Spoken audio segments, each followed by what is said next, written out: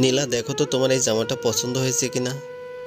ভাইয়া আমার সামনে ভাবির বোনকে একটা খয়েরি রঙের থ্রি পিস এগিয়ে দিয়ে উপরোক্ত কথাটি বলল। ভাবির বোন নীলা তাড়াতাড়ি জামাটার প্যাকেট নিয়ে বলল, আরে দুলাভাই, জামাটা তো অনেক সুন্দর, আমার জন্য এনেছেন? তোমার পছন্দ হয়েছে? অনেক। ভাবি আমাকে দেখেও না দেখার মতো করেই ভাইয়াকে বলল, তা বোনের জন্য বুঝি নিয়ে এসেছো?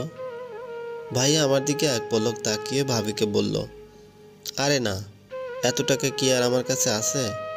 নীলার জন্য এটা নিয়ে এসেছি, কারণ নীলা ওই দিন বলেছিল দুলাভাই শালিকে দেখি কিছু কিনে দেওয়ার সময় শূন্য। পাশ থেকে নীলা হেসে বলল, আমি তো মজা করে বলেছিলাম দুলাভাই।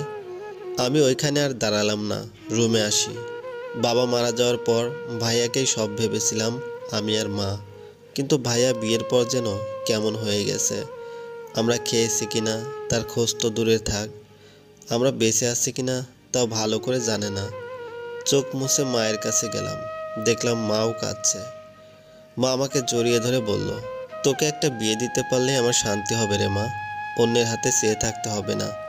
আমি অবাক হয়ে বললাম, মা, তুমি এগুলো কেন দেখতে গেলে? ভাইয়া তো আমাদেরকে এতদিন অনেক দেখে এসেছে, এবার না হয় ওদেরকে দেখুক। সকালে ভাবি সুন্দর একটা লং টপস পরে আমার সামনে এসে বলল, দেখো তো মেঘ, আমাকে কেমন মানিয়েছে। আমি হেসে বললাম, অনেক সুন্দর লাগছে ভাবি। তুলে রেখেছিল বুঝি?